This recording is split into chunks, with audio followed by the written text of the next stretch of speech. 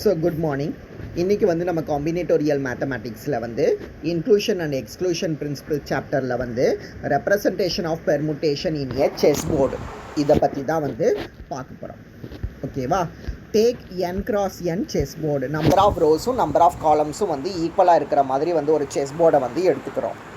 Represent a permutations of the number 1, 2, 3, etc. n. இந்த numbers எல்லாம் வந்து நம்ம செஸ் போர்டில் வந்து ரெப்ரசன்ட் பண்ண போகிறோம். எப்படி அப்படின்னா, by placing the chess piece on the square. ஒவ்வொரு ஸ்கொயர்லேயும் வந்து ஒவ்வொரு நம்பர்ஸை வந்து நம்ம ஃபிக்ஸ் பண்ணுறோம்.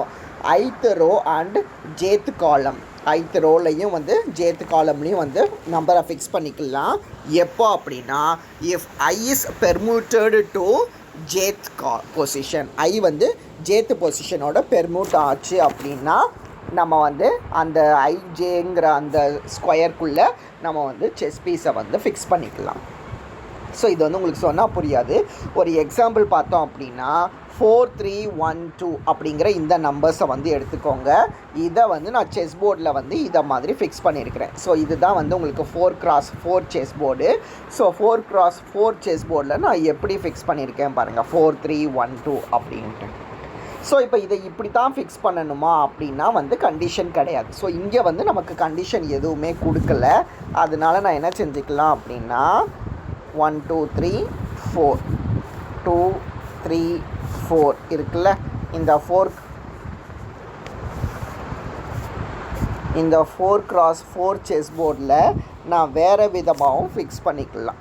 2, 3, 1, இங்கே வந்து 1, இங்கே வந்து 4, இப்படியும் வந்து நான் என்ன செஞ்சுக்கலாம் அப்படின்னா வந்து பெர்முட்டேஷன் வந்து கொடுத்துக்கலாம். ஓகேவா? So clearly a permutation corresponds to placing n pieces on an n cross n chessboard so that no two pieces lie in the same row or column. So ஒரே ரோவில் அல்லது ஒரே காலமில் வந்து ரெண்டு எலமெண்ட்ஸ் வந்து வந்துடக்கூடாது. ஸோ இங்கே எப்படி நீங்கள் பார்த்தீங்கன்னாலும் ஒரு ரோவில் அல்லது ஒரு காலமில் வந்து ஒரு எலமெண்ட்டு தான் வந்து இருக்கும். ஸோ ஒரே ரோலையோ அல்லது ஒரே காலம்லேயோ வந்து மோர் தேன் ஒன் எலமெண்ட் வந்து இருக்கக்கூடாது.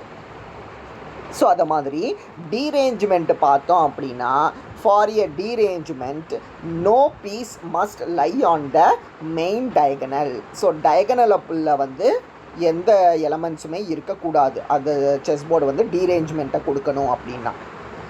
தஸ் a permutation on n symbols can be replaced by placing n non-taking rooks. So consider the permutation 2, 4, 3, 1. So 2, 4, 3, 1 அப்படிங்கிற பெர்முட்டேஷனை வந்து எடுத்துக்கலாம். ஸோ இப்படி எடுத்துக்கிட்டோம் அப்படின்னா தென் இதில் வந்து இதுக்கு நான் இதை மாதிரி ஒரு செஸ் போர்டு வந்து வரைஞ்சிருக்கிறேன். ஓகேவா?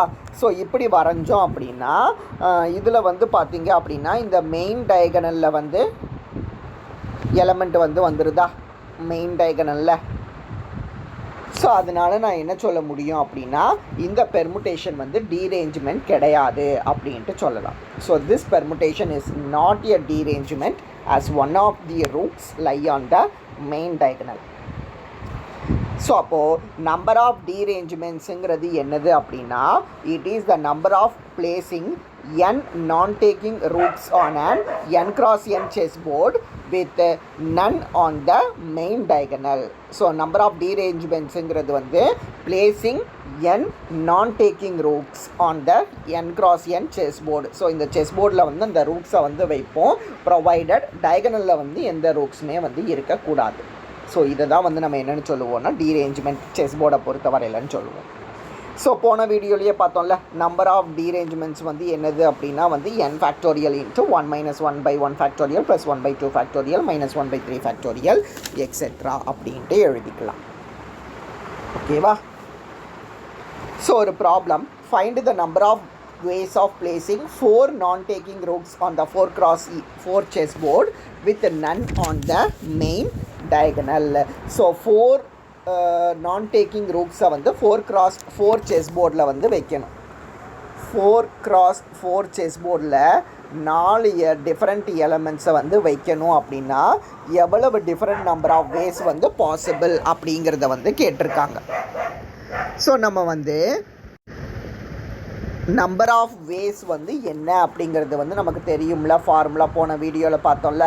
நம்பர் ஆஃப் வேஸுங்கிறது என்னது அப்படின்னா வந்து n factorial into 1 minus 1/1 factorial plus 1/2 factorial minus 1/3 factorial plus etcetera அப்படின்ட்டு எழுதிக்கலாம்.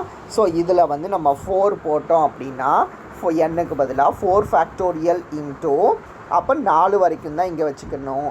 அப்போது 2 ஃபேக்டோரியல்னா 2, 3 ஃபேக்டோரியல்னா 6, 4 ஃபேக்டோரியல்னா 24. ஓகேவா? இதில் வந்து அல்டர்னேட்டாக ப்ளஸ் மைனஸ் அப்படி 1 மைனஸு ப்ளஸ்ஸு மைனஸ் அப்படின்ட்டு வரும்.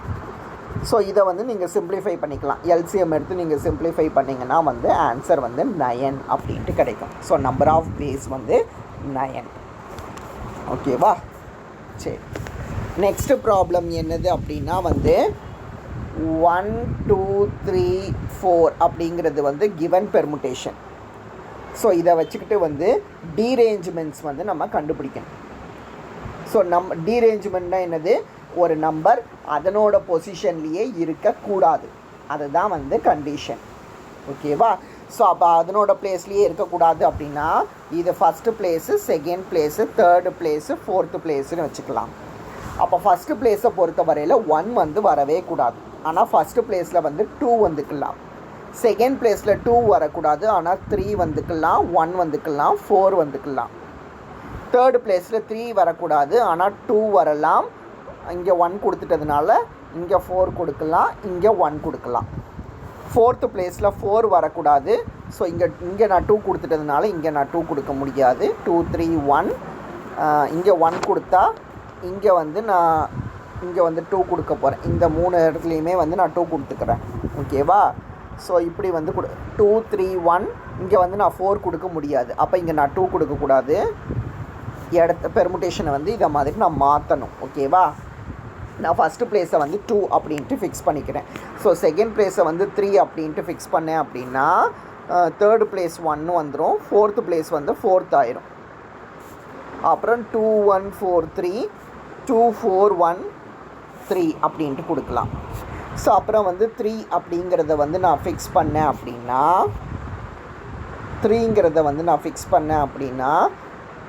3 1 கொடுக்க முடியும், 3 4 3 2 அப்படின்ட்டு கொடுக்கலாம்.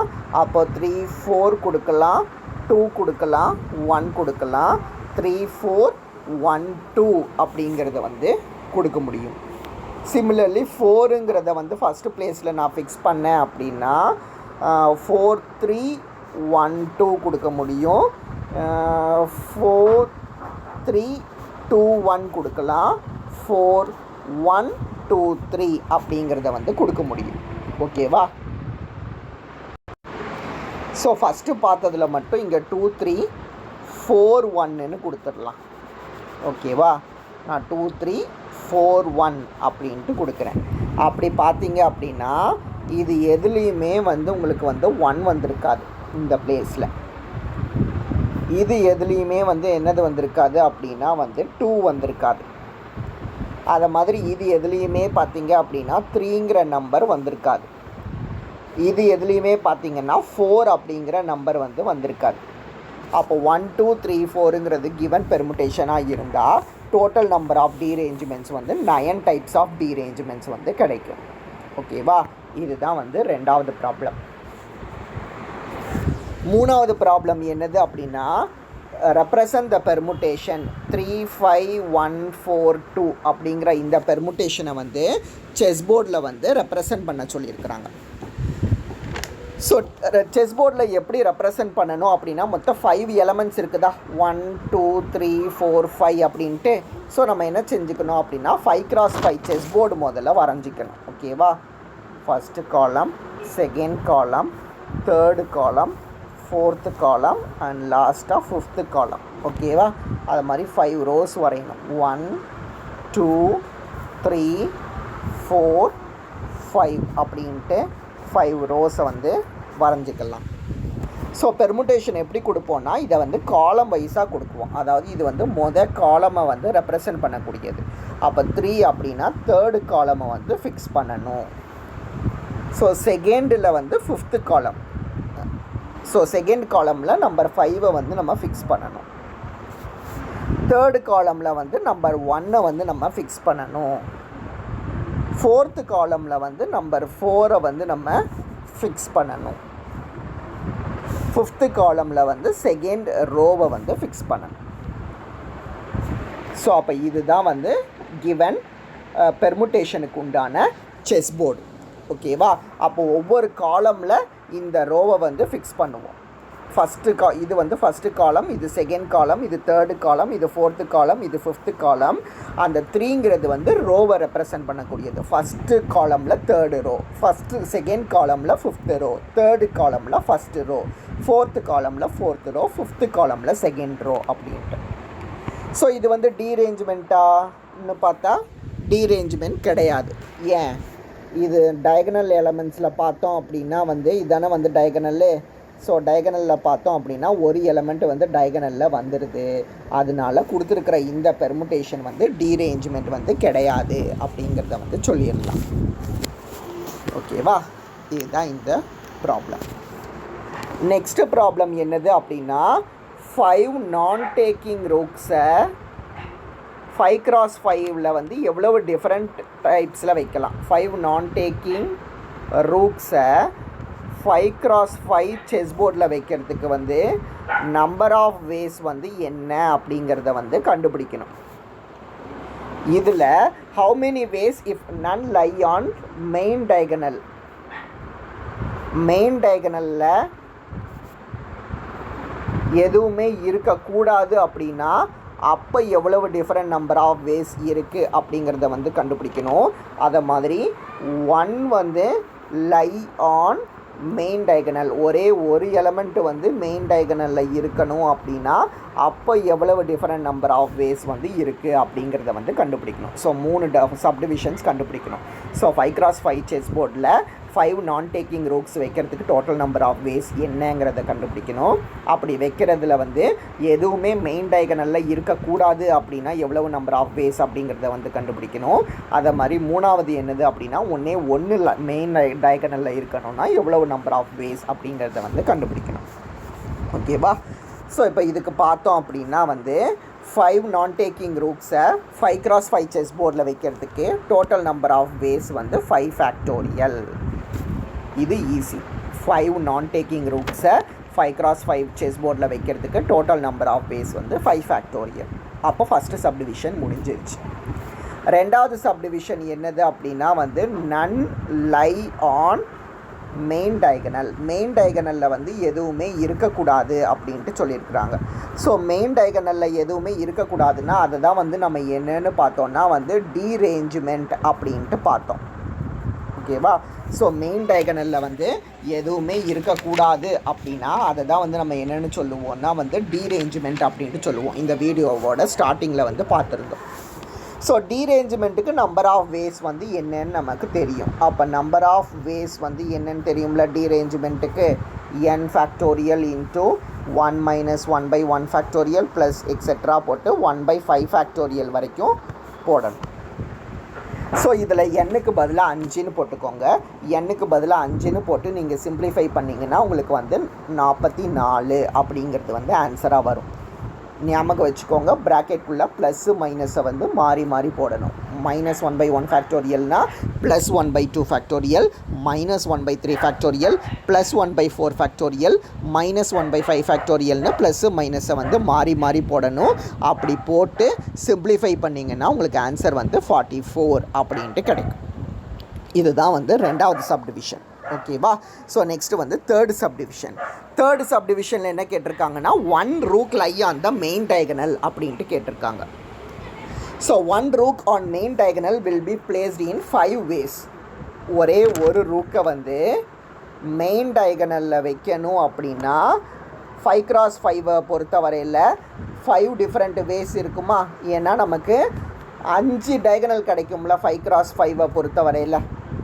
இது ஒரு டயகனல், செகண்ட் ரோவில் ஒரு டயகனல், தேர்ட் ரோவில் ஒரு டயகனல், ஃபோர்த் ரோவில் ஒரு டயகனல், ஃபிஃப்த் ரோவில் வந்து ஒரு டயகனல். அப்போ ஒரே ஒரு ரூக் வந்து மெயின் டயகனலில் இருக்கணும் அப்படின்னா 5 டிஃப்ரெண்ட் வேஸில் வந்து வரத்துக்கு வந்து வாய்ப்பு இருக்குது. Removing that row and column from the board. Suppose நம்ம என்ன செய்வோம் அப்படின்னா வந்து செகண்ட் ரோவில் வந்து இருக்குது அப்படிங்கிற மாதிரி எடுத்துக்கலாம். செகண்ட் ரோவில் டயகனலில் வந்து ரூக் இருக்குது அப்படிங்கிற மாதிரி எடுத்துக்கலாம். ஸோ அப்போ எந்த ரோவில் இருக்குதோ அதை வந்து நம்ம ரிமூவ் பண்ணிட்டோம் அப்படின்னா அப்போ 5x5 செஸ் போர்டு அப்படிங்கிறது வந்து உங்களுக்கு எப்படி மாறிடும் அப்படின்னா வந்து 4x4 செஸ் போர்டாக மாறிடும். எப்படி நான் சொல்கிறேன். 1 2 3 4 5 ஓகேவா. 1 2 3 4 5 5x5 செஸ் போர்டில் சப்போஸ் இந்த இடத்துல வந்து நமக்கு வந்து ரூக் இருந்துச்சு அப்படின்னா அப்போ நம்ம என்ன செய்வோம்னா இந்த காலமையும் இந்த ரோவையும் எலிமினேட் பண்ணிடுவோம். ஸோ இந்த காலம் இந்த ரோ எலிமினேட் பண்ணும்போது உங்களுக்கு என்னவாகும் அப்படின்னா வந்து அது உங்களுக்கு 4x4 போர்டாக வந்து மாறிடும். ஸோ இந்த 4x4 போர்டை பொறுத்தவரையில் எதுவுமே வந்து மெயின் டயகனலில் வந்து இருக்காதா. ஸோ இது கண்டிப்பாக வந்து மெயின் டயகனலில் வந்து இருக்காது அப்படின்ட்டு நமக்கு தெரியும். அப்போ 4x4 பொறுத்தவரையில் நம்பர் ஆஃப் வேஸ் வந்து என்ன அப்படின்னா ப்ராப்ளமில் வந்து பார்த்தோம். அந்த n ஃபேக்டோரியல் இன்ட்டு அதில் சிம்பிளிஃபை பண்ணாலே ஆன்சர் வந்து 9 கிடைக்கும் அப்படின்ட்டு ப்ராப்ளமாக வந்து நம்ம பார்த்தோம். ஓகேவா. அப்போது ஒரு ரூக் வந்து மெயின் டயகனலில் இருக்கணும் அப்படின்னா நம்பர் ஆஃப் வேஸ் வந்து எவ்வளோ வரும் அப்படின்னா அந்த மெயின் டயகனலில் இருக்கிறதுக்கு 5 டிஃப்ரெண்ட் வேஸு. அப்புறம் அது எல்லாத்தையும் ரிமூவ் பண்ணிவிட்டு 4x4 போர்டுக்கு நம்ம பெர்முட்டேஷன் கண்டுபிடிச்சோம் அப்படின்னா அது வந்து ஒரு 9 வேஸு. அப்போ டோட்டலாக வந்து 45 டிஃப்ரெண்ட் வேஸ் கிடைக்கும் அப்படின்ட்டு சொல்லலாம். ஓகேவா. ஸோ இதுதான் வந்து இந்த ப்ராப்ளம். ஸோ இந்த ப்ராப்ளமில் வந்து நம்ம 3 சப்டிவிஷன்ஸ் கண்டுபிடிச்சோம். அதாவது வந்து 5x5 செஸ் போர்டில் வந்து நான் டேக்கிங் ரூக்ஸை வந்து வைக்கிறதுக்கு வந்து எவ்வளவு பெர்முட்டேஷன் பாசிபிள் அப்படின்ட்டு பார்த்தோம். இது வந்து 5 ஃபேக்டோரியல் அப்படின்ட்டு சொன்னோம். ஸோ ரெண்டாவது சப்டிவிஷனை பொறுத்தவரையில் எதுவுமே வந்து மெயின் டயகனலில் இருக்கக்கூடாது. நன் லை ஆன் மெயின் டயகனல் அப்படின்னா எவ்வளவு டிஃப்ரெண்ட் டைப்ஸ்னால் நம்பர் ஆஃப் டீரேஞ்ச்மெண்ட்டோட ஃபார்முலா போடணும். அப்போது 44 டிஃப்ரெண்ட் வேஸ் கிடைக்கும் அப்படின்ட்டு பார்த்தோம். தேர்டு சப்டிவிஷனில் வந்து 1 மட்டும் லை ஆன் மெயின் டயகனல் அப்படின்னா வந்து என்னது வரும் அப்படின்னா மெயின் டயகனல் வந்து 5 இருக்கும் 5x5 செஸ் போர்டை பொறுத்தவரையில். அதனால் 5 இன்ட்டு அந்த எந்த டயகனலில் இருக்குதோ அந்த ரோவையும் காலமையும் எலிமினேட் பண்ணிட்டோன்னா அது 4x4ஆக மாறிடும். 4x4 போர்டை பொறுத்தவரையில் அதை வந்து 9 வேஸில் வந்து நம்மளால் பெர்மியூட் பண்ண முடியும். அப்போ டோட்டலாக வந்து 45 டிஃப்ரெண்ட் வேஸ் வந்து கிடைக்கும் அப்படின்ட்டு பார்த்தோம். ஸோ இதுதான் வந்து இந்த ப்ராப்ளம். நெக்ஸ்ட் ப்ராப்ளம் என்னது அப்படின்னா a survey carried out over large number of citizens of a certain city. So large number of பர்சன்ஸை வச்சுக்கிட்டு ஒரு சர்வே வந்து எடுக்கிறாங்க. ஓகேவா. அந்த சர்வே மூலமாக என்ன கிடைக்குது அப்படின்னா 90% of the people detest at least one of the pop stars. Harry, Dirty, Screamer அப்படின்ட்டு 3 பாடகர்கள் வந்து இருக்காங்க. பாப் ஸ்டார்ஸ் வந்து இவங்கெல்லாம் வந்து பாப் ஸ்டார்ஸ். ஓகேவா. இவங்கெல்லாம் வந்து pop stars. 90% of all the people detest at least 1 pop stars. 90% வந்து அட்லீஸ்ட் 1 பாப் ஸ்டாரையாவது வந்து விரும்புகிறாங்க. ஓகேவா. ஸோ இவங்களை வந்து ஹச்சு, இதை டி, இதை எஸ்ன்னு டினோட் பண்ணிக்கிட்டோம் அப்படின்னா 45% டிடெஸ்ட் ஹாரி. அப்போது ஹாரியை விரும்புகிறவங்க வந்து 45%. அதை மாதிரி டர்ட்டியை விரும்புகிறவங்க 28%. ஸ்க்ரீமரை விரும்புகிறவங்க வந்து 46%. அதை மாதிரி மொத்தமாக உள்ளவங்க தான் வந்து உங்களுக்கு என்னதுன்னா வந்து 90%. ஓகேவா. அதை மாதிரி பார்த்தோம் அப்படின்னா 6% டிடெஸ்ட் ஆல் த 3. எல்லாரையும் விரும்புகிறவங்க வந்து 6%. ஓகேவா. அதை மாதிரி 27% டிடெஸ்ட் ஒன்லி ஸ்க்ரீமர். இது சொல்லிட்டோமா.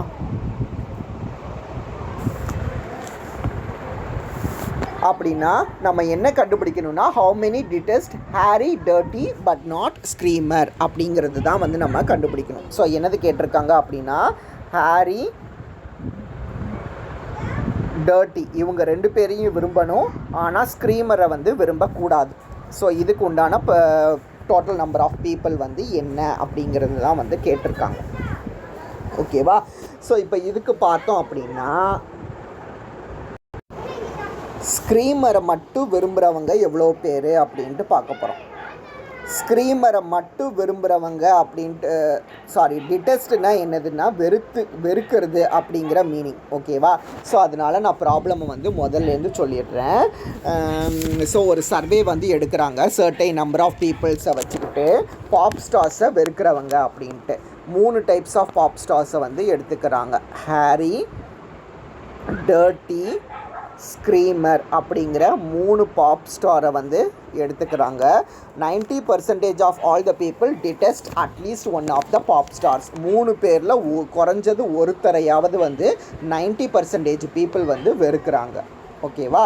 அப்போது நம்ம மொத்தம் 90% ஆஃப் த பீப்புளாக, அதனால் நம்ம என்ன சொல்லிடலான்னா டோட்டல் நம்பர் ஆஃப் பீப்புள் வந்து 90 அப்படின்ட்டு சொல்லிடலாம். ஸோ அதை மாதிரி ஹேரியை வெறுக்கிறவங்க எத்தனைன்னு கொடுத்துருக்குறாங்க அப்படின்னா வந்து 45% அப்படின்ட்டு கொடுக்குறாங்க. டர்ட்டியை வெறுக்கிறவங்க வந்து 28%ன்னு கொடுத்துருக்குறாங்க. ஸ்க்ரீமரை வெறுக்கிறவங்க வந்து 46% அப்படின்ட்டு கொடுத்துருக்குறாங்க. அதை மாதிரி 27% டிடெஸ்ட் ஒன்லி ஸ்க்ரீமரை மட்டும் வெறுக்கிறவங்க 27% அப்படின்ட்டு கொடுத்துருக்குறாங்க. 3 பேரையுமே வெறுக்கிறவங்கன்னு பார்த்தோன்னா வந்து 6% அப்படின்ட்டு கொடுக்குறாங்க. அப்போது ஹேரி டர்ட்டியை மட்டும் வெறுக்கிறாங்க, பட் ஸ்க்ரீமரை வந்து வெறுக்கலை அப்படிங்கிறவங்க வந்து எவ்வளோ பேர் அப்படிங்கிறது தான் வந்து இந்த ப்ராப்ளமில் வந்து நம்ம கண்டுபிடிக்கணும். ஓகேவா? ஸோ அதுக்கு நமக்கு தெரிஞ்ச ஃபார்முலா எழுதிக்கிடுவோம். First n of H union T union எஸ்ஸுங்கிறது என்னது அப்படின்னா n of H, n of T, n of S minus n of H intersection T minus n of H intersection S minus n of T intersection S plus n of H intersection T intersection S. இந்த formula நமக்கு தெரியும். A union B union சிக்கு formula என்னன்னு இந்த யூனிட்டோட முதல் கிளாஸ்லேயே வந்து நம்ம பார்த்துட்டோம். ஓகேவா? சரி. ஸோ இதில் இந்த ஃபார்முலாவில் தான் நம்ம கண்டுபிடிக்கணும். இந்த ஃபார்முலாவில் நமக்கு என்னென்னு தெரியும்னா H union T union S வந்து 90 அப்படின்ட்டு தெரியும். n ஆஃப் ஹெச் வந்து 45 கொடுத்துருக்காங்க, n ஆஃப் டி 28 கொடுத்துருக்காங்க, n ஆஃப் எஸ் வந்து 46 கொடுத்துருக்காங்க. ஆனால் இந்த 3 டேட்டாவும் தெரியாது. H intersection S, T intersection S, H intersection T தெரியாது. H intersection T intersection S வந்து நமக்கு தெரியும்.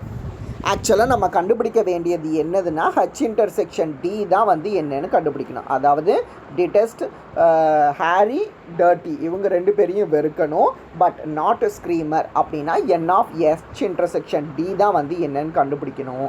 பட் இது கண்டுபிடிக்கணும் அப்படின்னாலே நமக்கு இது என்ன அப்படிங்கிறது நமக்கு தெரியணும். தெரிஞ்சால் தான் நம்மளால் அது கண்டுபிடிக்க முடியும். ஸோ அதனால் அதை ஃபஸ்ட்டு கண்டுபிடிக்க போகிறோம். ஓகேவா? ஸோ இப்போ நமக்கு கொஸ்டினில் வந்து என்ன கொடுத்துருக்குறாங்க அப்படின்னா 27 டிடெஸ்ட் ஒன்லி ஸ்க்ரீமரை மட்டும் வெறுக்கிறவங்க 27% அப்படின்ட்டு கொடுத்துருக்குறாங்க.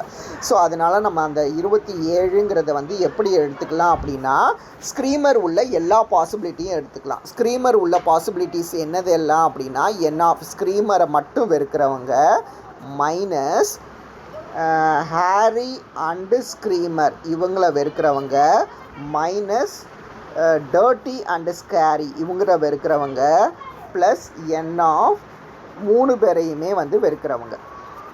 ஓகேவா? இந்த 27ங்கிறது என்னதுன்னா ஸ்க்ரீமரை வெறுக்கிறவங்க. ஓகேவா? அப்போ ஸ்க்ரீமரை வெறுக்கிறவங்க அப்படின்ட்டு பார்த்தோன்னா ஸ்க்ரீமரை வெறுக்கிறதுக்கு உண்டான பாசிபிலிட்டிஸ் எல்லாத்தையும் எழுதணும். ஸ்க்ரீமரை மட்டும் வெறுக்கலாம், ஹேரி ஸ்க்ரீமரை வெறுக்கலாம், டர்ட்டி ஸ்க்ரீமரை வெறுக்கலாம், அல்லது 3 பேரையுமே வந்து வெறுக்கலாம் அப்படின்ட்டு. ஸோ இது பார்த்தோம் அப்படின்னா 27 is equal to n of S வந்து கொஸ்டினில் வந்து 46 அப்படின்ட்டு கொடுத்துருக்காங்க. மைனஸ் சரி ப்ளஸ் எழுதிக்கலாம். N of H intersection T intersection S வந்து 6 minus n of H intersection S plus n of T intersection S அப்படின்ட்டு எழுதிக்கலாம். ஸோ அப்போ இதை சிம்ப்ளிஃபை பண்ணால் இந்த H intersection S T intersection H இருக்குல்ல, இதனோட ஆன்சர் வந்து 25 அப்படின்ட்டு கிடைக்கும் இதை சிம்ப்ளிஃபை பண்ணால். ஓகேவா? ஸோ அப்போ நம்ம என்ன செஞ்சுருவோம் அப்படின்னா இப்போ மெயின் ஃபார்முலாவுக்கு வந்துடுவோம். N of H union T union S is equal to n of H n of T n of S minus n of h intersection s d intersection s minus n of h intersection d plus n of h intersection d intersection s அப்படின்ட்டு எழுதிக்க முடியும். So h union d union s is nothing but 90 is equal to n of hங்கிறது பார்த்தோம் அப்படின்னா வந்து 45 plus D வந்து 28 plus எஸ்ஸுங்கிறது வந்து 46 minus இது ரெண்டும் சேர்ந்தது தான் இப்போ கண்டுபிடிச்சோமா 25 அப்படின்ட்டு மேலே minus n of H intersection T plus 6 அப்படின்ட்டு வந்துடும். ஸோ இதை வந்து உங்களுக்கு சிம்ப்ளிஃபை பண்ண தெரியும். நீங்கள் சிம்ப்ளிஃபை பண்ணிக்கிட்டீங்கன்னா என் ஆஃப் ஹச் இன்டர்செக்ஷன் டிக்கு ஆன்சர் வந்து 10 அப்படின்ட்டு கிடைக்கும். ஓகேவா? சரி. ஸோ அப்போது percentage